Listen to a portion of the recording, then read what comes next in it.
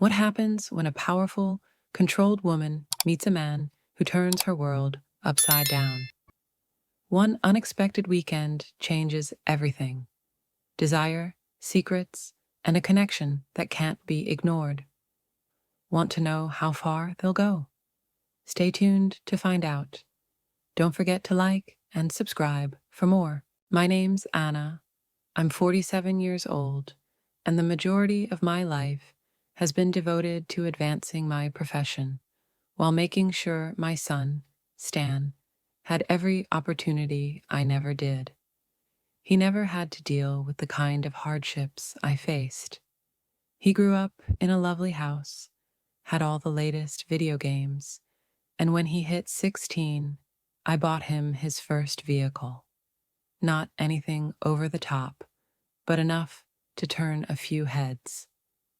Now, Stan's 19, starting his freshman year of college. He got his dad's tall build, my sharp wit, and a vibe that makes people gravitate toward him.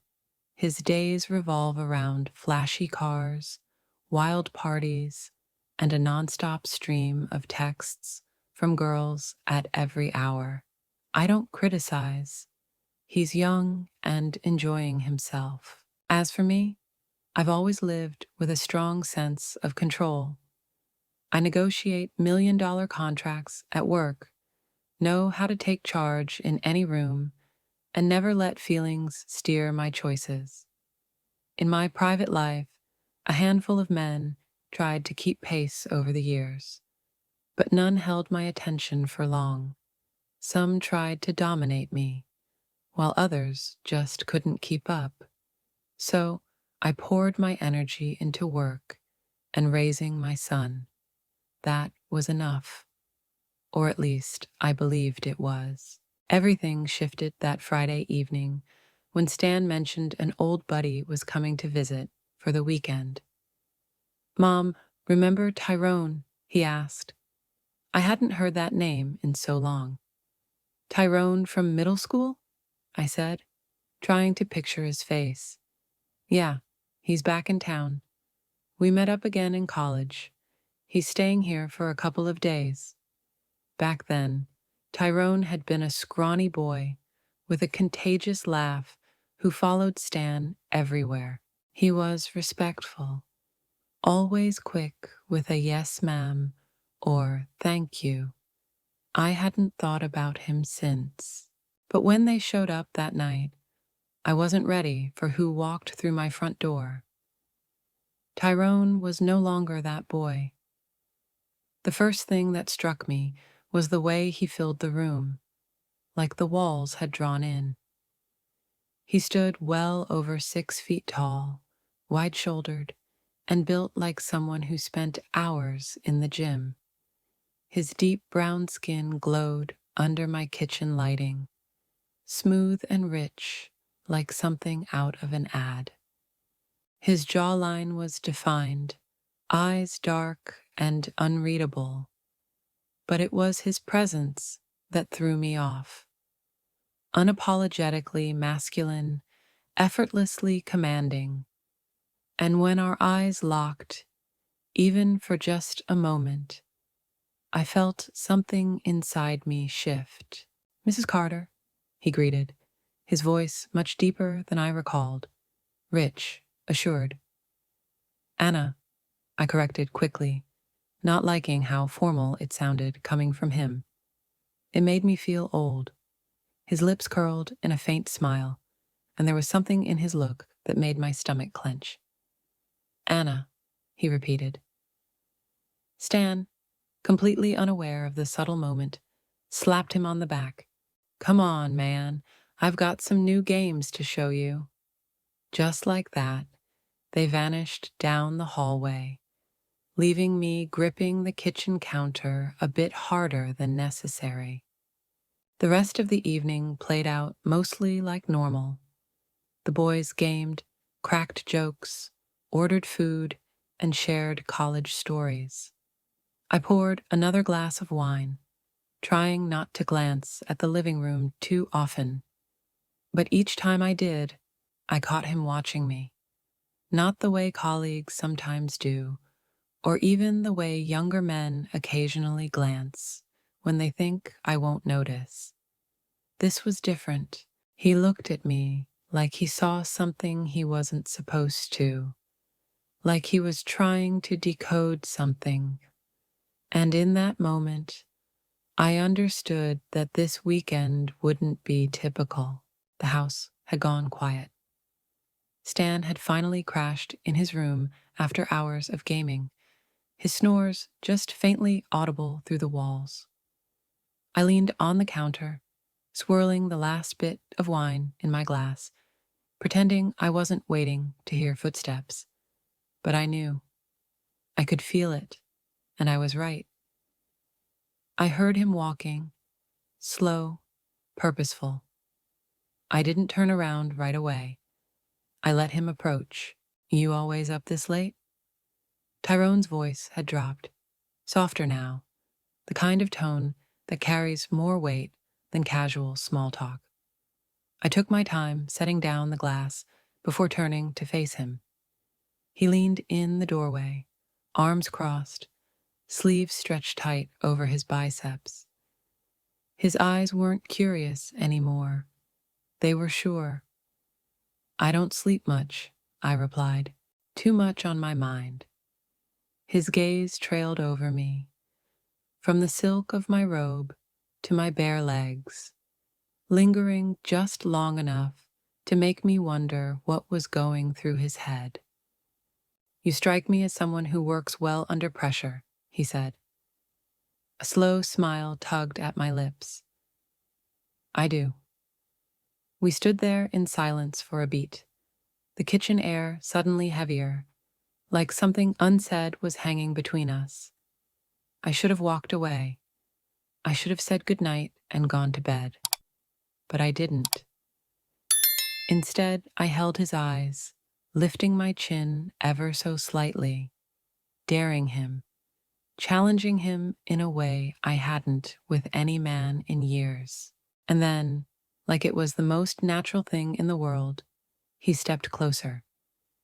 His pace was slow, deliberate, giving me time to back away, to say this wasn't right. But I didn't move.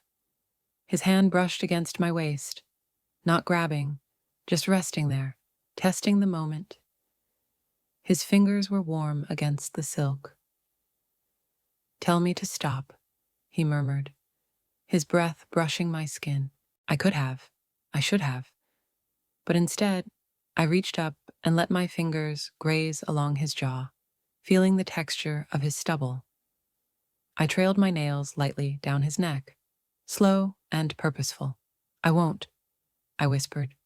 That's all it took. 1 second, his touch was tentative, exploring the line between right and wrong.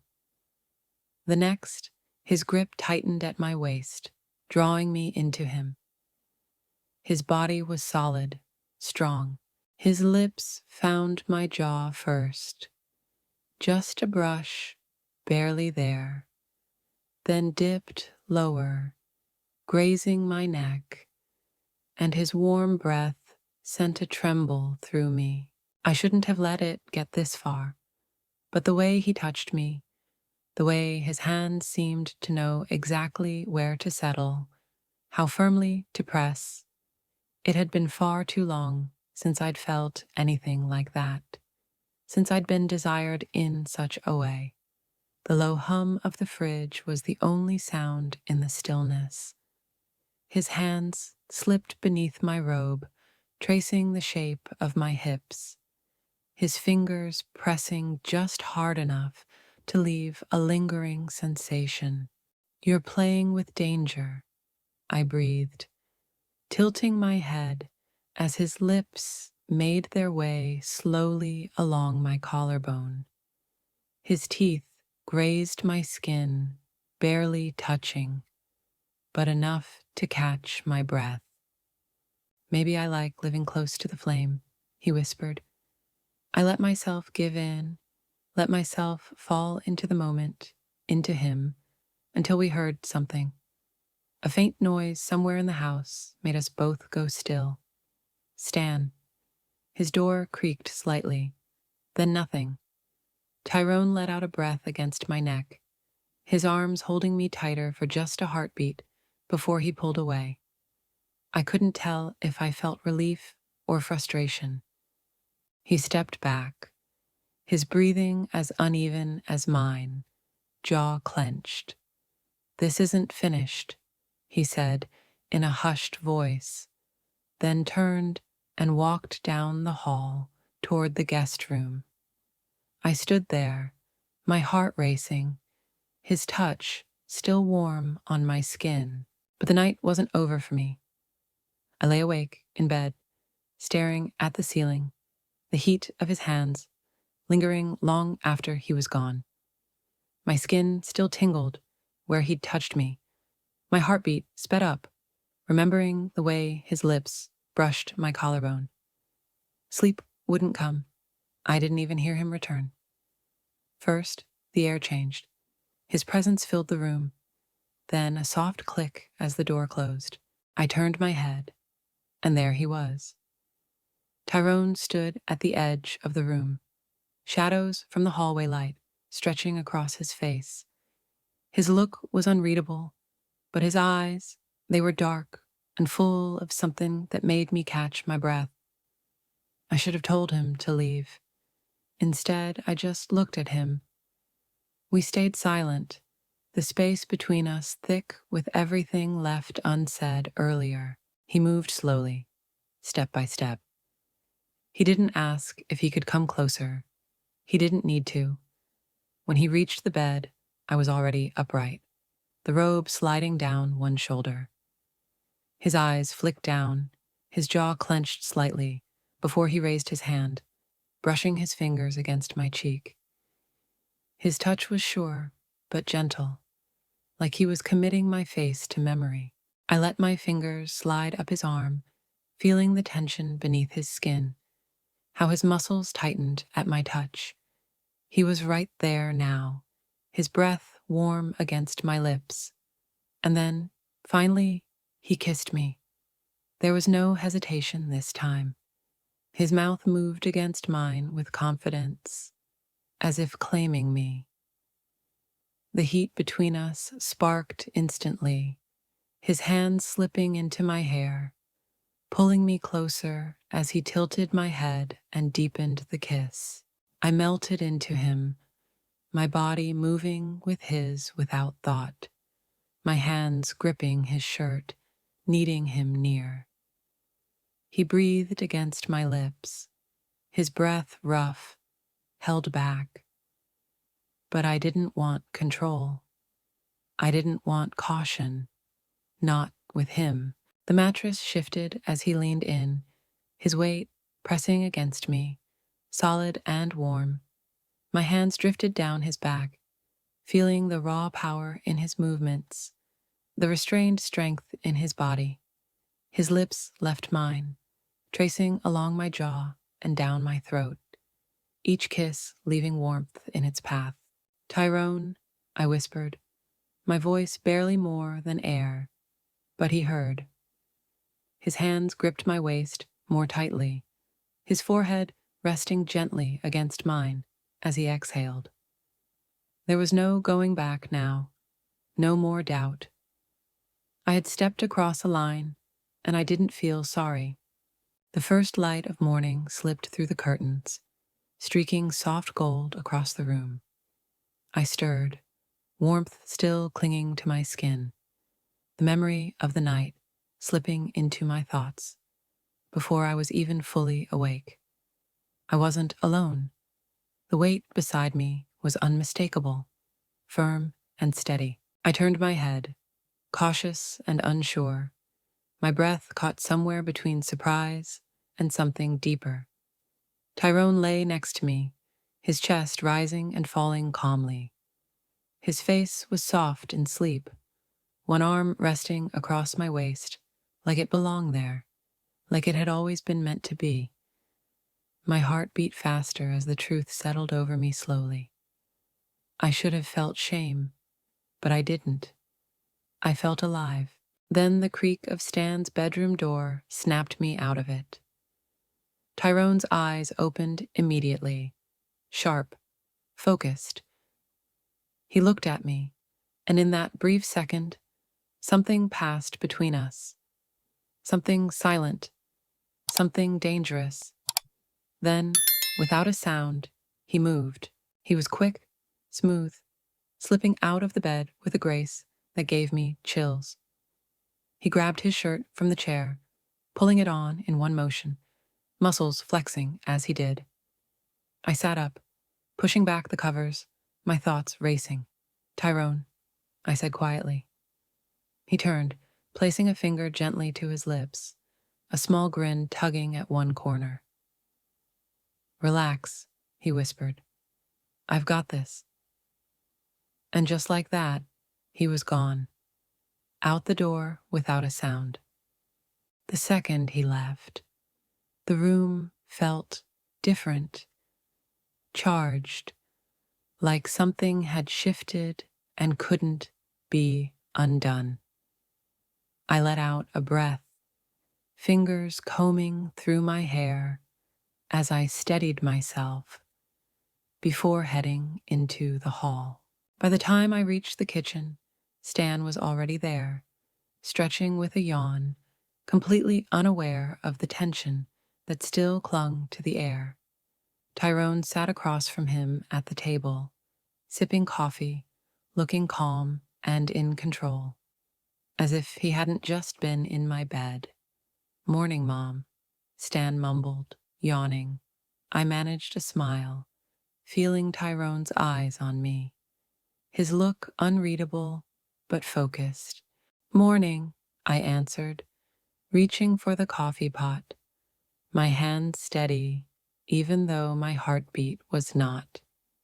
Tyrone leaned back in his chair, eyes on me with that same calm certainty, his face unreadable. But I understood. This wasn't finished, and judging by how he kept watching me from across the space, he understood it too. The weekend drifted by in a blur, quick glances and unsaid things. Tyrone never slipped, never let on for a second what had passed between us.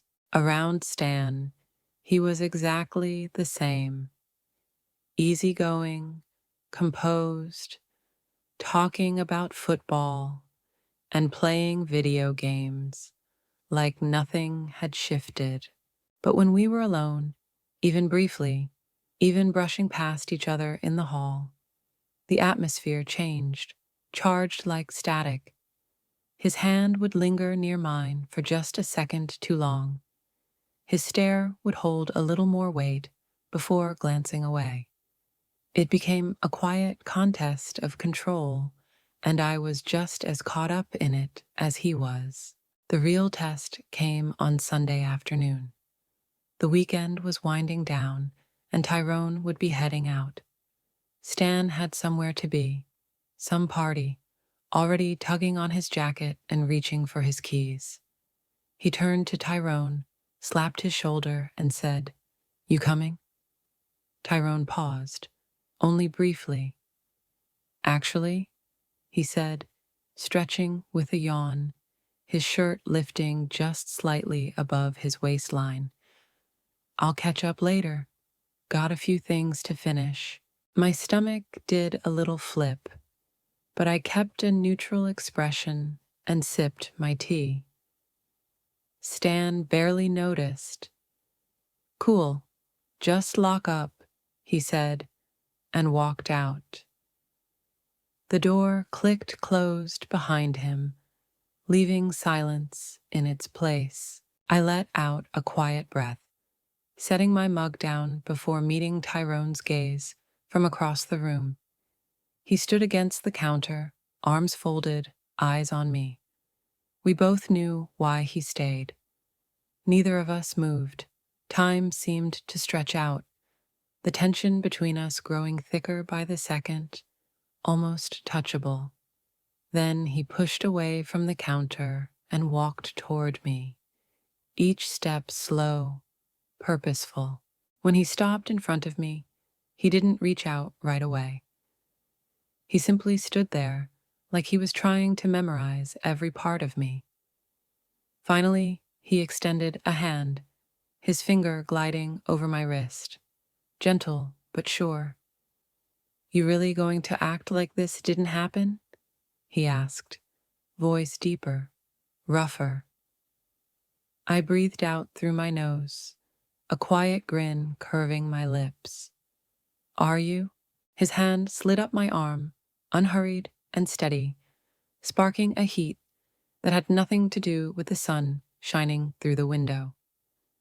"Not a chance," he said under his breath, and with that, all pretense broke. He pulled me close, hands at my waist, his mouth crashing into mine with a fierceness that left no room for doubt. I melted into the kiss, my fingers tangled in his hair, holding on just enough to feel him catch his breath. This time was different. There was no hesitation, no careful pacing. We both knew exactly what we wanted. The rest of the world faded away. Time didn't matter. The only thing that existed was the way he touched me and how my body responded instinctively to his. The rest of the day vanished in a haze of tangled sheets and whispered names. As the sun sank below the horizon, reality returned. He had to leave. We stood by the door, his bag slung over one shoulder, his shirt wrinkled from the time spent in my bed. I reached for the doorknob, but before I could turn it, his hand came down over mine. "You know, this won't be the last time," he said softly, his eyes fixed on mine. I swallowed, my fingers curling tighter around the knob. "I know." His lips curved into a small, knowing grin, and then he was gone, walking into the cool evening without a glance back. I stood there, watching as he disappeared down the street, my pulse still racing, my skin still buzzing with the echo of his touch. The house felt altered, like something had changed inside it. And maybe it had. An hour later, my phone buzzed. A message. "Tyrone. Next weekend." I stared at the screen for a long second before replying. "Me. You're getting bold." His answer popped up almost immediately. "Tyrone. Bold enough to know you'll say yes." I let out a slow breath, shaking my head, though a smile tugged at my lips. And he was right. I would say yes. Again and again. This wasn't finished. It was only just starting,